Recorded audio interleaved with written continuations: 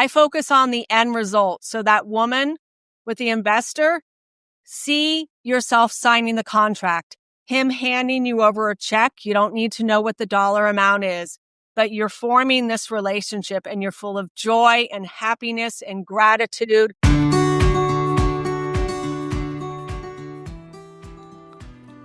Welcome to the Spirits Beside Us podcast. I'm your host, Chris Lippincott. I'm an ex-Wall Street analyst turned international medium, spiritual teacher, and best-selling author.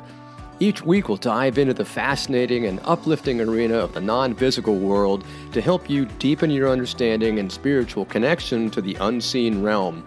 We'll also share a behind-the-scenes look with others who've done the same and speak with experts in the field about their experiences. Pull up a seat and let's dive into these perspective-changing conversations.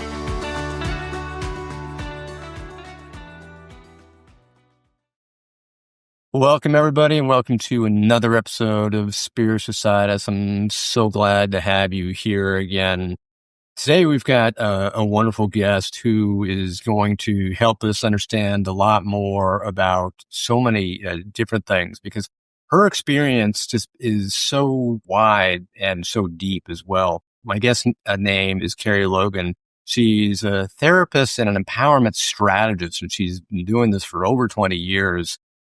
She's an author. She's a certified clinical hypnotherapist. I can't say that 20 times fast, that's for sure. She's also an NLP practitioner.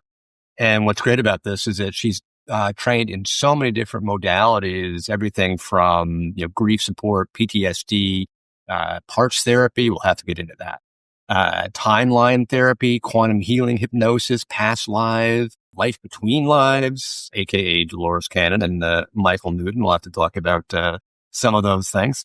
So she really spans the gamut, and I really want to start getting into a lot of these things. So, Kerie, thank you so much for joining the show. Thanks for having me, Chris. I'm really excited to be here. Oh, fantastic. You've got such a breadth and depth of experience, education. How did you start? Was this more like a dabbling? Because for somebody with so much dedication to all these different modalities, all these different skill bases and knowledge bases, you had to have had to start somewhere. How did this all start? I mean, there's so much. It's like I almost want to say you like started down this trail of breadcrumbs, and it just led you to all these different things. Oh, okay. And you are correct. I mean, that was it. I'd have to say that if I went back and looked at it all, it started in my childhood because my mom left the Catholic Church and got involved in the inner peace movement that was in Berkeley, California. And she would give readings. She could hold your watch or your wedding ring and tell you stuff about you. She was even in I think it was 8.5 by 14 spread page in the Marin Independent Journal, about her giving readings over the phone. And that was back in the 1970s. And so I learned a lot about creative visualization, reading books by, what's her name? Grab one here. This lady, Catherine Ponder, and, about channeling and meditation. So that was a great foundation for me. And why I loved it better than going to church with my dad, because my dad was a Christian. He would go to church, is they walked the talk. They embodied it. It wasn't like, oh, I go hear this great sermon, but then I go off and I do this. Right. And they really owned it. They were kind, caring, accepting, loving women. And I would love to go with her to meetings.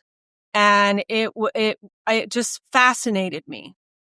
So I dabbled in meditation at a really young age and learning how to get grounded and how to connect to up here and how to listen to my intuition and becoming a hypnotherapist. I made a YouTube video about it because everyone's fascinated. That seriously was my calling. It was my purpose. And I've been voted for the past 14 consecutive years the best for Salem, Oregon at hypnotherapy. Oh, Yeah. wow. And I believe it is my favorite right now that I do is what I call intuitive hypnotherapy, is where the first 30 seconds, I connect to the person and I just sit in front of my mic. What do you want me to say? And it blows people's minds. Even my husband, he's like, you have this freakish, weird gift. He's like, I don't know how you do this, but I just sit, and what comes out is just pure wisdom and love. And like, for example, I just made this recording today for this young 17-year-old gentleman that struggles with really bad PTSD. And he wanted to start off sitting on a tree stump. And I said, okay, we're going to do it out in the forest, sitting on the tree stump. And what came to me was that as he's sitting on that tree stump, he's reflecting about his life, and he's realizing that life is his teacher, and that he no longer needs to hold on to the anger or the resentment.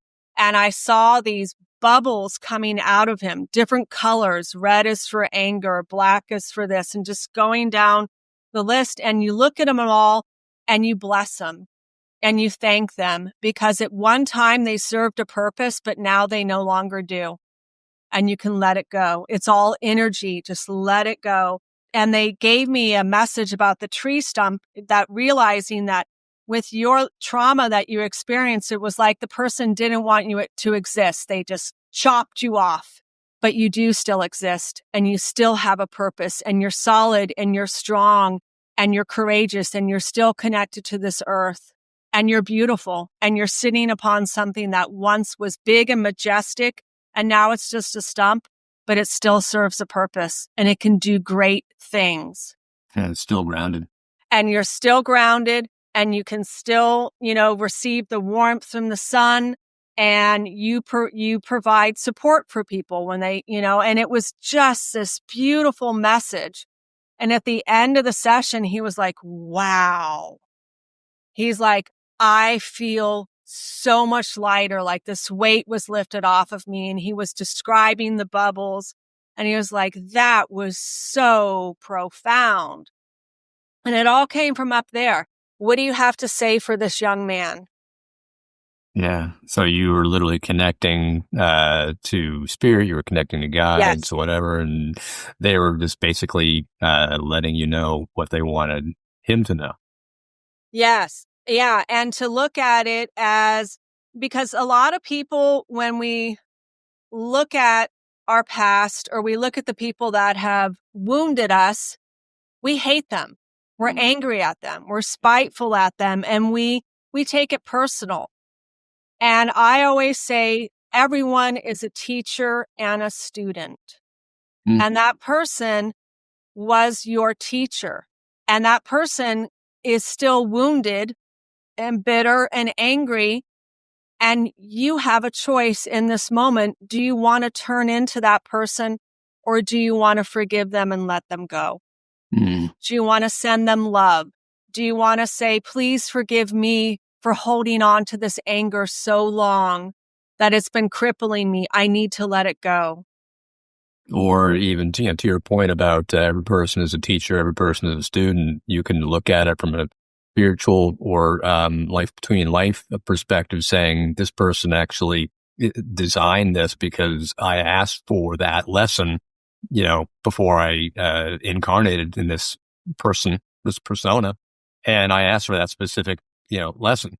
I don't remember asking for it. I wish I hadn't asked for it now, but back then I did. Yes. And so if you take yourself out of the human ego mind, you suddenly realize, oh, this is a lesson, because everything we live on this planet is a lesson by design. We may not like that lesson. We might not know what we're doing, but it's certainly a lesson, and we should try to live by that. It's 100%. I mean, that's why I love this book called The Sun and the Soul, or the Little Soul. But it's about this little soul up in heaven that wants to learn unconditional love and forgiveness. And God is like, that's a really tall order. Like, do you really want to learn this? And he said, yes, I do. Yes, I do. So he went to his soul group and found someone, and that little soul came up to him and said, no, I want to let you know that I love you the most. Out of everyone, I love you the most, and I've chosen to teach you this. And I want to let you know that you're going to hate me. You're going to hate everything about me. But if you learn the lesson that you want to learn, you will learn unconditional love. You will learn forgiveness. And what I like to say is, I understand why that was a children's book, because it's an easier pill for kids to swallow. Because for an adult to swallow that pill, it's like massive. You got to break it down in little chunks. You can't swallow the whole thing.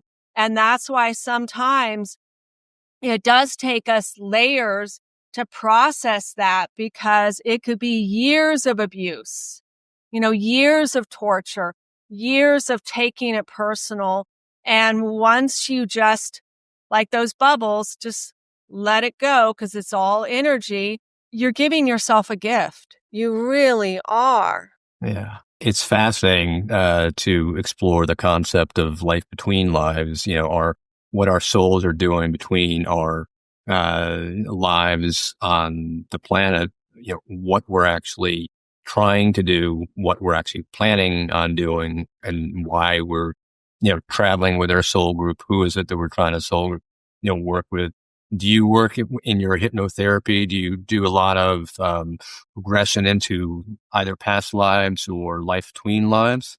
Not a lot, but when I do it, it's always fascinating because it answers a lot of questions. The one that I found the most fascinating, and it was during my training, is one of my daughters. There was one of my daughter was in high school. So one of her best friends, his sister wanted to do it. And she had experienced at least, I think, like 5 car accidents. And she was like only 21 or something like that, really young. First time riding a bike, next time as a passenger, another time her learning to drive. I mean, she was just car accident prone. And I didn't think of it, but the universe brought her to me. And so, because I needed to have 8 people to work on for the certification, turn it in, you got to do this. And when I brought her back to her most recent past life, she died in a car accident. And because I'm intuitive, the hit that I got was, you didn't listen to your inner guidance. You were warned by your spirit guide to slow down, and you didn't listen. And when I asked that question, it was yes. Yes, she didn't listen. And so she got hit by a drunk driver. And that the hard part is her soul did not want to leave. It was like, it's not my time. I'm not ready for this. I don't have so much more life to live, because she was very young. And it explained a lot too, because she grew up in a really wealthy home. Her parents neglected her and all of that. So she just became this party girl. And so, but what was interesting is I told her, now you know what that voice sounds like in your head, right? And she said, yes. And she learned the name of the voice of her spirit guide. We worked on all that. And I said, so in the future, when you're out, you need to listen to that voice. So about maybe a month or so later, she was in a car as a passenger, and the guy started driving erratic. And she heard the voice and told him, you need to slow down. Please slow down. He wouldn't slow down. Well, long story short, when he took a curve, he hit a tree.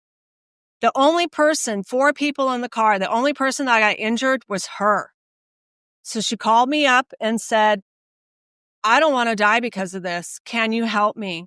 And I said, yes, I can help you. I said, let me sit and listen to what they have to say. And this was not in my training manual. Not in my training manual. I don't think channeling is part of hypnosis, or channeling is part of a certification. I don't see that. Yeah. So I brought her back, and I had her listen to that voice of wisdom, to slow down, to see the car and feel the car slowing down. and she didn't got hit.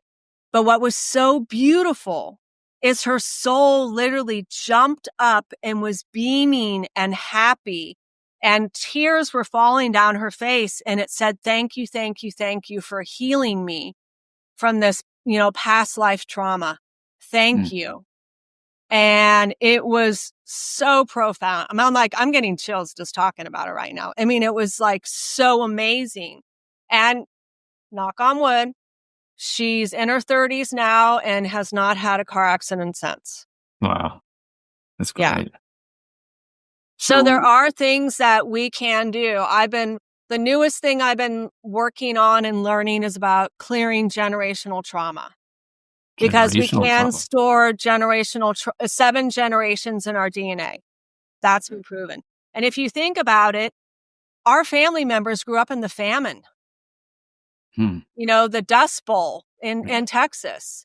There was wars. There, violence, starvation, crimes, all this. And everyone was stuck in survival mode, just trying to survive. Yeah. And so all their traumas can get stuck in us.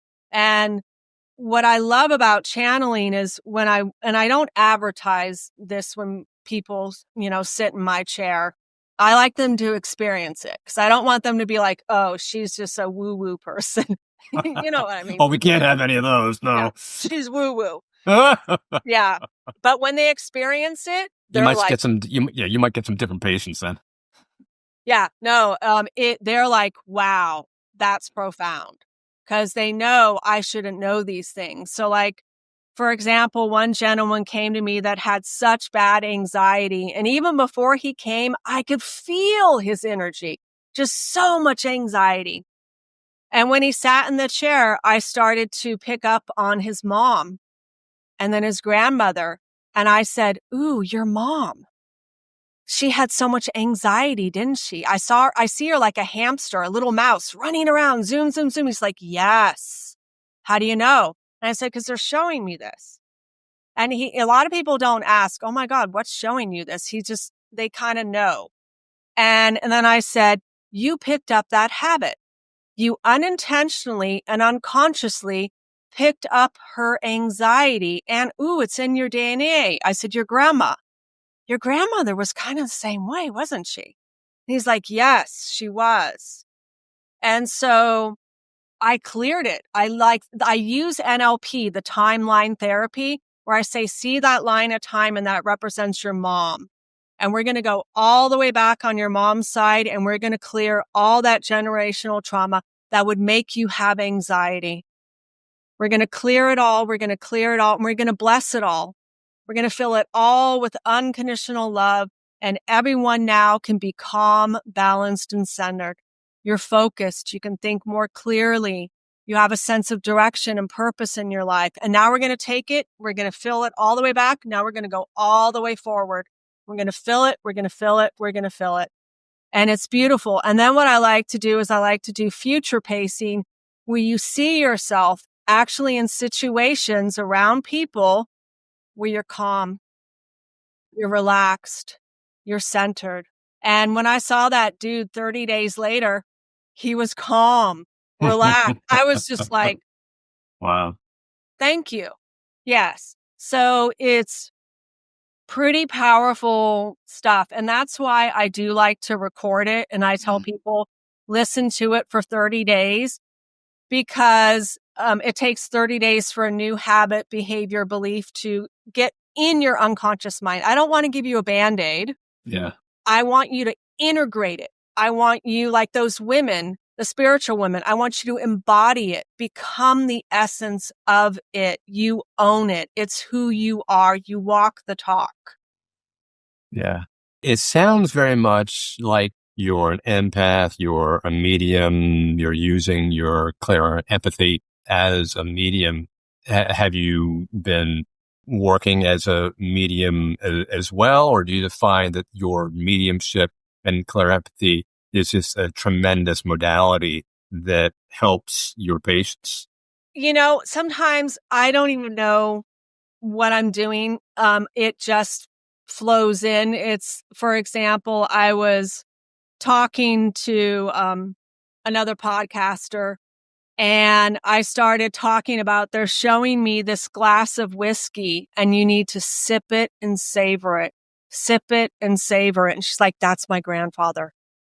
And I didn't know, but I Yep. will tell you the funniest one I've had was I was working with this smoker, and she was a young girl.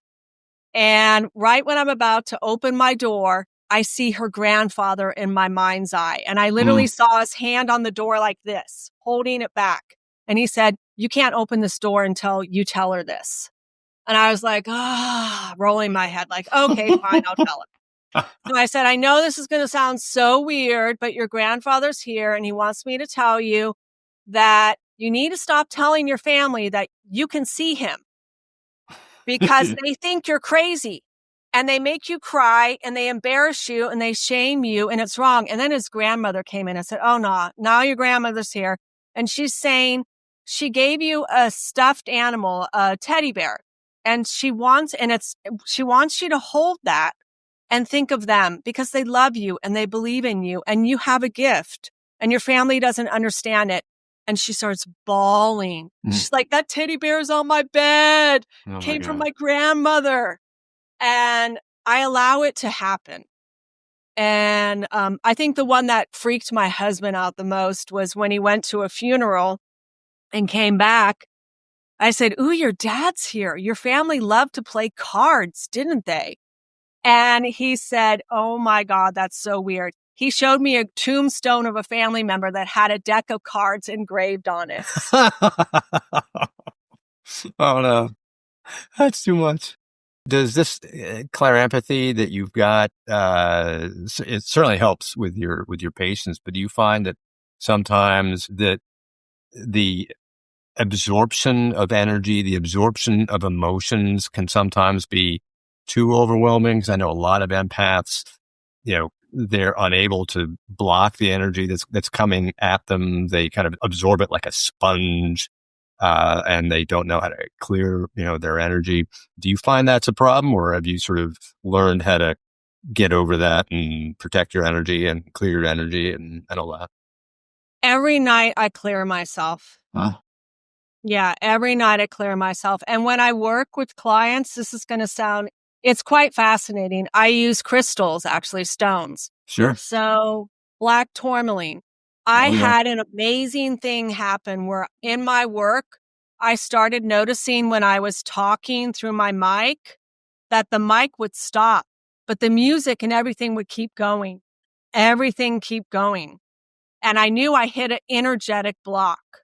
So I listened to my intuition once and I took the stone and I put it right over my throat and I cleared what was going on in the person. And as soon as I cleared it, boom, the mic starts recording again. That's amazing. Yeah. And then a lot of times I have people hold petrified wood Ooh. because, and let me see here. I have these little descriptions. So black tourmaline is a purifying stone that deflects and transforms negative energy.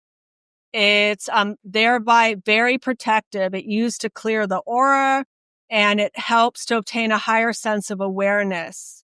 So it helps the base chakra. And then the petrified wood is a stone of transformation, helps make one feel safe and secure while calming survival-based fears.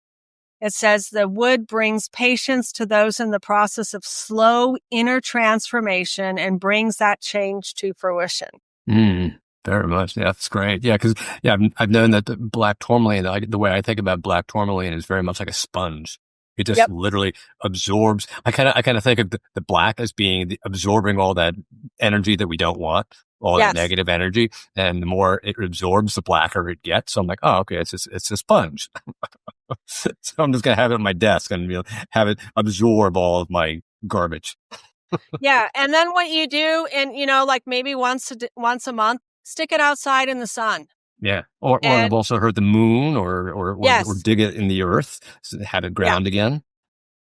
Yeah. So I have an array of certain stones. Like one time I had an arrowhead come up where, no, this person needs an arrowhead. And I'm like, what?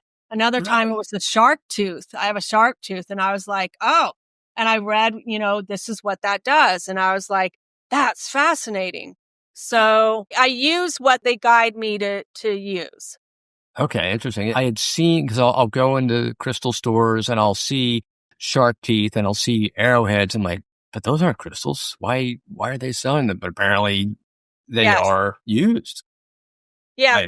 So, I'm by no means a crystal expert. I've got a crystal table, but I have my favorite crystals, and that's I stick to my knitting. ooh, so here's why. Here's the one about the arrowhead. It's a talisman, especially around the neck. It wards off the evil eye. It symbolizes strength, protection, and courage.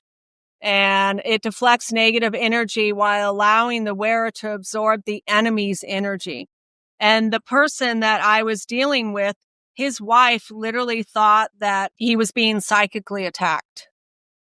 Interesting. And yes, and it was interesting because she knew that this is getting really weird to say, but it is the truth. I didn't know this, but the guy's mother dabbled in black magic. Oh, really? Yes, and that's why it had to ward off the evil eye. Yeah, because I felt the guy's energy, like something's off about this dude. He's got bad vibes around him. And his wife was the one that, brought him here and was just like, can you help me? Can you help me? And it was hard because the guy could hardly stay in his body. It was like it was kind of like it didn't want him to be here. Let's just be honest. It didn't Yeah. want him to be here. And it found me as a threat or intimidation because it's like, no, let's clear this. Yeah. Let's get rid of it. So it's obviously a threat to the very existence of the negative energy. Yes. Interesting. Yeah. So, I mean, it's so interesting because, it just seems that, faith or spirituality, is kind of, fundamental to having, inner peace in one's mind. Why do you think, as you kind of explore your patients and your whole therapy practice, why do you feel that faith or the spirituality is so kind of such a crux to like mental health or inner peace? Well, all of it is low, dense, destructive energy. The thoughts and emotions of hate, anger, fear, shame, humiliation, regrets, self-judgment, not accepting yourself, belittling yourself. Then there's greed, there's lust, there's power-hungry people, there's, vanity. All of that is destructive. And it has been clinically proven by Dr. David Hawkins. He did the map of human consciousness. And what was so fascinating is in 2012, I woke up one day and was, told from above, you're going to write this book. And here's the table of contents and go in front of your computer and start typing. And yeah, it was amazing. And it's called Affirming and Focusing on Living a Better Life. And when I got to the third chapter about understanding our emotions, the power of our emotions, I channeled that same exact information that Dr. Hawkins wrote. And because I was amazed, like, is this true? And I was told, yes, it is. Go online and see. And when I found that he did all the clinical trials, I wanted to tell him, do you know what you discovered? But he died that same year. Ooh. So I was guided to coach people on this process of getting out of 3D human consciousness up into 4 and up into 5. And the results that people had were profound. And I like to call it is I'm flipping the script. I'm reversing it and helping them see what's the gift, what's the blessing, how can you let this go? Because you're literally getting unhooked. Or think of it, that person that's a thorn in your side.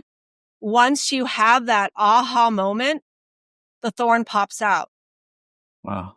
And you have a quick shift in consciousness. I mean, I'm really good at it. And I've been able to get people unhooked in like 10 to 20 minutes. I mean, one guy, hated his ex-wife for like 20 years. And he said, he was like at the end, we just had a conversation. He's like, what did you just do?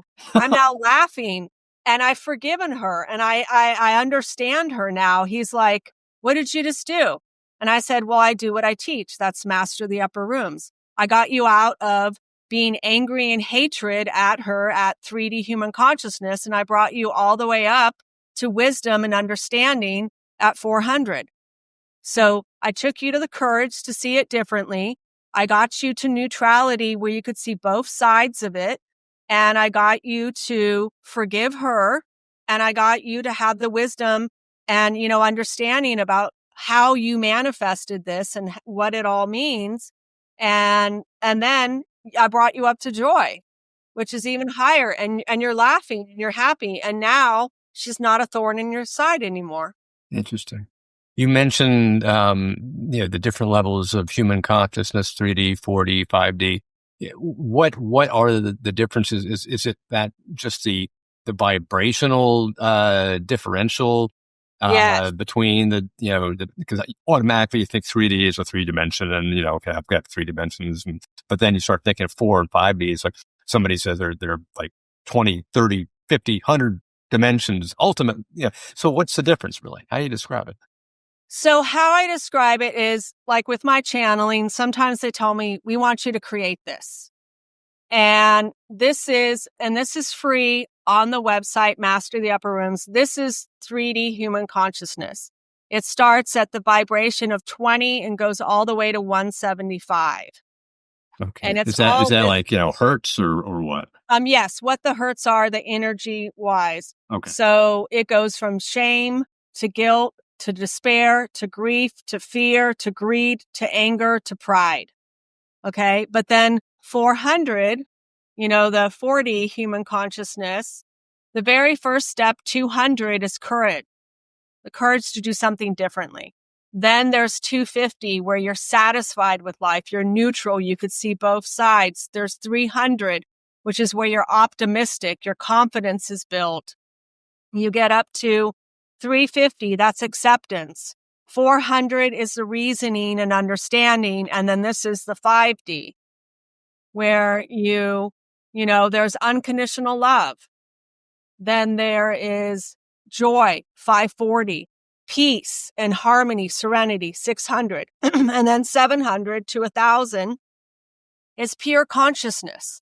It's where you're one with your creator. You're one with everything. And that's why I call it Master the Upper Rooms. And I was guided to call it that, is you are embodying it. You have mastered it. You have become it. You are the essence and the presence of a loving human being. That actually that whole map. I mean, I've seen, the different vibrations of human consciousness. Is that the lowest is fear and the opposite of fear is love, and everything in between is just the different vibrations. So love in all of its forms would be, the 5D up to the 700 plus. Yes. And the fear in all of its forms would be the 2D, etc. And it's just a different variations, different essences, like a grid system going all the way up and down. Yes. So you're looking at those. And so that's why a lot of times spiritual teachers say, go within, because the answer lies within you. Yeah, exactly. Because it's your story. Yeah. It's so interesting because every week I sit with a spirit guide who teaches us, this guide comes through a mentor, a medium who has been doing this for 3-4 decades, something like that. And this guide who's been teaching us for the last year and a half, so incredible. He talks very much about that, and ultimately about the self-care. And it's so interesting that if people began to realize how not only useful but critical self-care actually is, it's not a selfish thing. It's actually a loving thing. The more you love yourself, care about yourself, protect yourself, everything from, meditation, walking outside, feeling gratitude, feeling happy, the more that you feel that energy within yourself, the more it's going to start to ripple out to other people. And then that ultimately, as a ripple effect, like throwing a rock in a pond, Yep. it's going to start bringing that same loving energy to other people. And they're going to start to feel happy, and they're going to start feeling grateful, and they're going to start feeling loving, etc. And then each person does that, and it becomes this massive butterfly effect around the world. So everybody thinks, oh, well, I can't feel happy. I can't feel grateful because that's being selfish. Well, be selfish to be loving to somebody else. That's the ultimate. So raising my daughter, being a single mom, I used to tell her that I need to fill my cup of love because mommy's cup of love is dry and empty. And when it gets dry and empty, I'm irritable. I'm cranky. I'm not a fun person to be around. So mommy needs to go out and do something good for herself. I used to love to go dancing. So I'm going to go dancing with some friends. We'll get you a babysitter. And I remember one time, like maybe I forget how old my daughter was, but she came up to me one day and said, Mom, you need to fill your cup of love because you just haven't been a nice person lately. And I looked at her and I wanted to cry. I was like, you're right. I need to fill my cup of love. I'm sorry, sweetie. That's a perfect example because it does impact the other people around us, and they can 100%. feel, energetically feel when we are off, when we are stressed, when we have anxiety. They're sponges too. They feel your energy. They call it energy transference, and we got to remember that this is our energy, and our energy matters. We matter. How we feel matter because it influences everyone around us. Exactly. I mean, I can't work when my energy is off. I tell people that I can't make a recording if my energy is off. You got to wait a day or so, and because it's a lot more work for me to get in that space to do that. Yeah, that's so true. And I guess you could flip the script and say, okay, when was the last time you were next to somebody who is really irritable and grouchy, and how did that make you feel? Well, that's what you're doing to somebody else. Yes. Put the shoe on the other foot. So you definitely want to make sure that you're giving yourself that self-care. That's why I tell everybody, if you meditate every single day, even if it's only for 5 minutes, even if it's only just listening to background music, it's like you and have no expectations, just close your eyes and just chill out, relax, and be calm with no expectations. You'll find it works miracles. And pretty soon you'll be like, I can't wait to meditate, as opposed to dreading meditation. Well, I remember, way back in the day, meeting this one woman that said, I can never quiet my mind. It's always chattering, always chattering.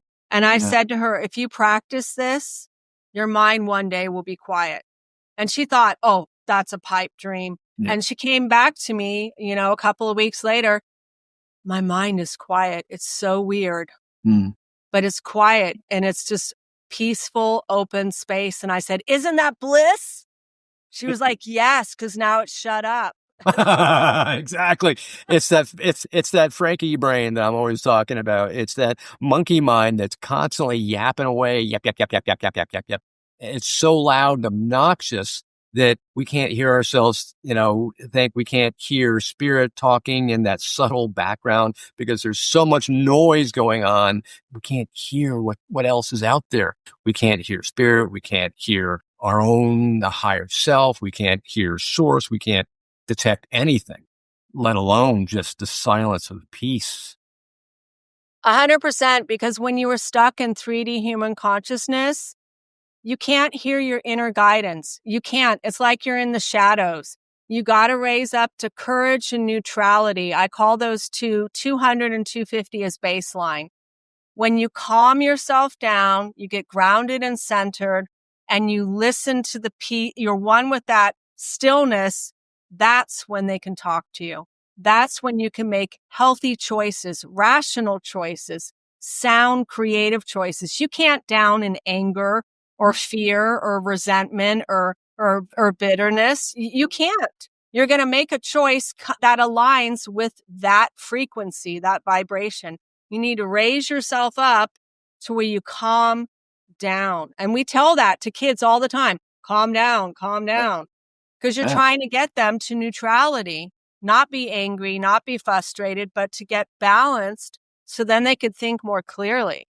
Mm-hmm. Yeah. And that's the whole practice of sitting in the stillness. People think, oh, sitting in the stillness, I can't do that. Well, you can't do that right now, but if you just slowly relax and just allow, and you don't set any requirements that it has to be this way. It has to be that way. I have to achieve this thing.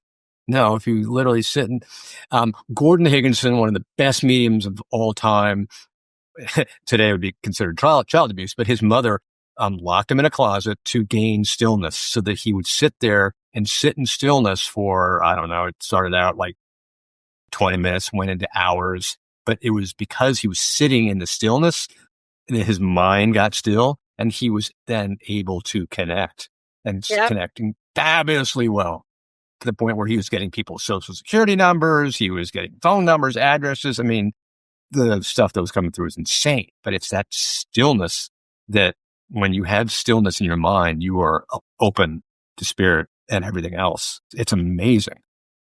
Well, it's kind of funny you say that, because when my daughter was, she doesn't live with me now, she's married. But I remember growing up, if she couldn't find something, she would say, "Mom, where is this? I can't find it." And they would literally show me, "Okay, it's upstairs in this room, this spot here." And she'd go up there. She's like, "How did you know?" Well, they just showed me. Yeah. Yeah. A lot of people, it's like I was just able to, see things. So it's kind of, I can't describe it, but I just look at it as I just go with it. Exactly. And I love it, and it's not hurting anybody. It's not hurting myself. It's all, and that's some people, like I was interviewed, which was interesting, on a Christian podcast yesterday. And the woman was curious about, how do you know the voice is God's voice or the devil? And I said, well, God is all love and kind and acceptance and compassionate and forgiveness. The voice of, the devil is, destruction. It's hate, demanding, anger, negative, fear, it's bitterness. It wants you to do something to hurt yourself or hurt another person. That is not God. Very clear. It's very clear. And, that is your, either the pain body speaking to you, or your negative inner critic, or your wounded ego that's speaking to you. Exactly. You got to decipher. Exactly. And that's a classic differentiation. Everybody asks me, so how do you know the difference between your imagination and spirit? And like, well, your imagination is coming when it's something that's either ego-based, it's telling you things, it's not necessarily positive, it's saying, oh, I coulda, shoulda, woulda, or it's part of your, thought, your stream of consciousness. If it's coming from spirit, it's coming out of the blue, has nothing to do with what you were thinking, and 99.9999% of the time, it's just going to be filled with this joy, happiness, love, this ultimate high vibration positivity. You're like, wow, that was really nice. Or you see a vision of, okay, and it's related to something that you wanted, that you needed, that it's a positive result as opposed to a demand. Think about everything. Your mic, the clothes that we're wearing, that all was a thought first. Oh yeah, absolutely. Yeah, Thought before power. it even became a material form. Well, what did Buddha say? All that we are is a result of what we have thought. Yeah. We create. Thoughts create. Thus, we can create with our thoughts. Which brings me to the concept of manifestation, which I think is in your most recent. Talk to me about manifestation. I want to hear about manifestation. So I used to teach a law of attraction class for 2 years. Yeah. And then one day I said, nope, we're not doing it anymore. We're going to do a mastermind class. We're actually going to do it. And it was interesting because my class went from 30 people down to like 10 and then down to 8, because people like to talk about it, but not really do it. So in that time period, I made my phrase wide open, where it was like, what does my heart desire? And in 22 months, I manifested over 22 things. In 10 months, I manifested over 22 things my heart desired. Wow. And it was amazing, completely amazing. I think my greatest accomplishment was I coached one woman and she's actually on the Gaia channel. And she had this invention an energy frequency machine invention, and she wanted to attract an investor. And I did help her achieve that. And she got in 18 months, $9.8 million. Wow. And the guy that started lifecoacher.com, when he had 100 coaches on it, he contacted me and said, there's something different about you from everybody else. And it's like, you're not signing people up for all these, come back. He's like, you fix them like that. I want to make a proposal to you. I will give you 6 months of every lead that comes in if you coach me. So I said, sure. I coached him so good that he was able to put all his stuff in storage and travel the world with his wife for a year. Wow. And then I coached his wife, and she was an accountant. And I told her, and a lot of people have the idea of, oh, this is what I want them to coach me on. But I said, no, I got to talk to you about something serious. I said, you have these 2 babies coming in, and they are telling me, if you keep doing this work, they're not going to come in. And you got to decide what's more important. Is it family or this job of yours? Because you can have something else. And I didn't even know at the time she was considering that, Oh, wow. considering leaving. And they have 2 beautiful children. I helped someone that wanted to get pregnant for a year and a half. She did all kinds of treatment, IVF, all of that. And I told her, using the charts of 3D human consciousness 4 to 5, so this is what you're doing wrong. Let me make you a custom. We're going to put out there in the ethers that the baby can come in anytime it wants. You're making love instead of making it a job. Your womb is all beautiful and nurturing. All that got her up to 5D. 30 days later, she got pregnant. Wow. And Amazing. this month, she's expecting a baby girl. Oh, congratulations to her. Wow, that's amazing. So what is it about manifestation? Everybody says, oh, well, you can't just think it and do it. What would you say to the skeptics or the people who are trying to, walk the talk about manifestation? What would you say that, they should be doing? You got to get out of your head and you got to get in your heart. Mm-hmm. Why do you really want it? Okay. Because there's the ego and there's the heart. That's everything in that book is all about ego and heart, ego and heart. And I broke it down to money, relationships, everything in that book. But the key thing is let's say you got to line it up to where you see yourself actually doing it. You already have it. It actually exists. And so I've done it with money where, for example, my kids wanted a new, my daughter wanted a Wii and she wanted it so bad. And I knew my mom had one and my mom didn't want to give it up and she never used it. My brother tried the same thing. We'll give it to her for her birthday or Christmas. No, I'll use it one day. She never used it.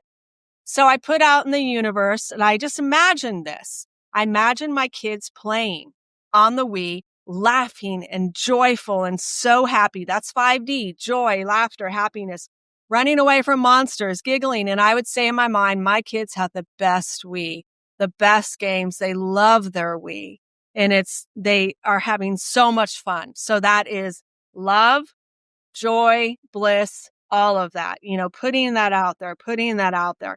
And when I really felt the energy and really felt the joy and imagined it all, I let it go. Well, about 2 weeks later, my web development guy had to do some stuff and he got in my car, picked him up, and he had a paper bag. And I'm like, what's that?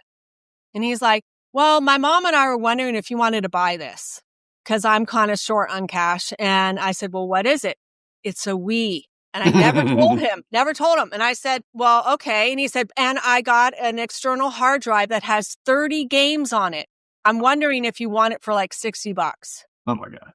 So I'm thinking to myself, because I looked into it, to buy a refurbished Wii without any games was about $100 to $150.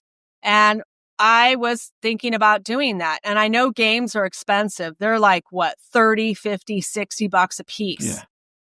That was an external hard drive, 30 free games, and a Wii for $60. And I looked at the guy and I said, I can't buy this.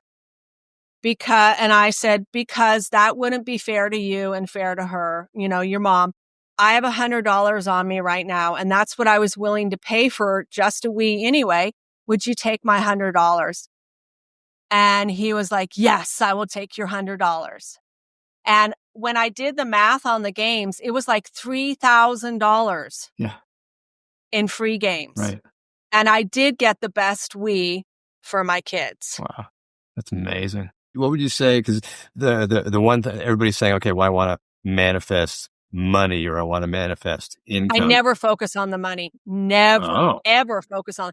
I focus on the end result. So that woman with the investor, see yourself signing the contract, him handing you over a check. You don't need to know what the dollar amount is, but you're forming this relationship and you're full of joy and happiness and gratitude. That's the key. It's the end result. End result. You milk it, you feel it. This is what I did for me. Like before I even knew about manifesting, I was trying, when I was in my 30s, trying to get my health insurance license. And I had 2 weeks to do it. And everyone was like, no, that's impossible. You can't pass the test. And so every time I doubted myself and was struggling, I would stop and see myself in that computer room in front of the monitor, and the screen was saying, congratulations, you got a score of 86. Wow. Every time. I did that probably 30, 40 times. And even before I walked in the room, the building, I did that. I got a score of 86. I did a YouTube video about it.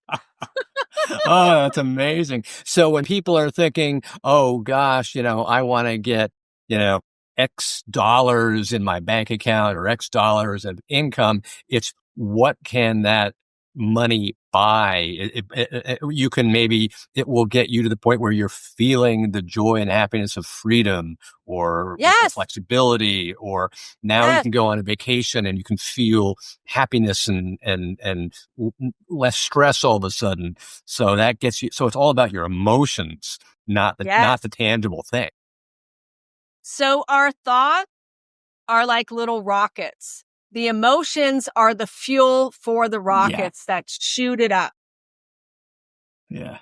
So like, here's another example. I was coaching a guy that wanted to manifest, and it's in the book, 30 new clients in 30 days. And he only got 28, and he was mad and disappointed. And I was like, dude, last month was 5. You should be grateful, happy, ecstatic. You got 28. You literally are pausing the remote control and dropping down into lackful thinking. Be grateful for what you got. When you win a lottery ticket of even $2, say, thank you, universe. I won $2. Yeah. That's the whole concept behind affirmation. That's why affirmation is so powerful as a giant piece of manifestation, because you're affirming and visualizing what it is that you ultimately have. So the affirmation is the visualization of the emotional thing that you ultimately have as the end result, not the tangible thing. Oh, okay, let me look at the check, or let me look at my bank account, or whatever it is. Yes. You're affirming, I've got that beautiful house, and oh, how it makes me feel, or I've got that incredible car, and oh, how that car makes me feel, because now I can stretch out in it, and I don't have any problems with it. Or, to people who think, okay, I've got to have this like financial stuff, it's the feelings that you're getting. But that's the ego. That's the societal beliefs, what society wants you to believe, that, consumption, consumer, I need more, I need more, I need more. Really, it's once you get it, like so many people buy a treadmill and think, oh, I'm going to use this all the time. And then they're hanging their clothes on. I mean, come on, let's be honest. Yeah. Exactly. It's the power of manifestation can be so powerful if you just do it in a way that's connecting to your emotions in a way that's connecting to your feelings. Because if you suddenly sit in affirmation and visualize what it is that you're receiving, all of a sudden tears will come down your face of joy. You say, okay, I do want $1 million, but I want that $1 million. So not only can I buy my, beautiful house for my beautiful wife, but I can start donating that money and see these Yes. families start being able to eat and having, and, you start thinking of all the incredible high vibration, loving effects that you can actually create because your thoughts are doing that. And then the other thing I think you touched on was you have to see it in the present as it's already here. And the more that you think about that, the more you repeat it, the more you are affirming it, the more you're bringing it. And that's actually quantum physics because it's already out there. Yep. It's the Copenhagen principle where everything is in multiple places at once. It's only when there's an external energy brought to it that it congeals and it's brought to that place where the energy's based. That's why it was called affirming and focusing on living a better life, because you're combining that two together. Yeah, exactly. Oh, that's great. I love it. Yeah. Now I got to go get the book. I was told by one woman that had like literally my bookshelf behind me. She's like, I have a bookshelf full of manifestation, law of attraction books. And she said, but your one book put everything in there. Yeah. Everything. Yeah. And it was all channeled, which I think is really cool. And even at the end, I was going to go see Esther Hicks talk, and I got a message for her. Really? And I literally sat there in the audience and she looked at me and said my message for the world. Because that was the last part in the book was, how can we make the world a better place?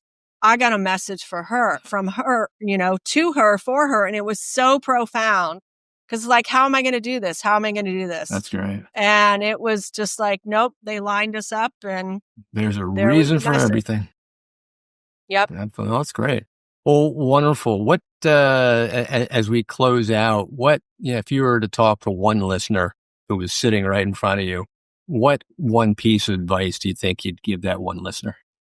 I would say go to the website and print these charts out because it works so well. And just look at where you're at, and also if you want to manifest something, look at the 5D one and be like, okay, I need to get my mind set in this frame. I need to get myself in this space to manifest that. Yeah. Manifest this. Because it is all about manifesting. And when you're stuck in anger or fear, realize that your first step is, I need to have the courage to calm down. I need to get neutrality so I can listen to my guides or angels or higher self intuition. I need to do that for me. And remember that these are tools. It really is a tool from up above to help people live a better life and not be struggling or suffering or having a miserable day. And when you are in chaos, the mantra they taught me is, this is only temporary. Mm-hmm. This is only temporary. Yeah. And really say it and mean it, because if you think it's permanent, well, you get what you think. Exactly. You got to put out there, it's only temporary. Something good is going to come from this. I don't know what it is, but something good is going to come from this. Thoughts become things. Yes. So be very conscious of what you're thinking. Yep. Great.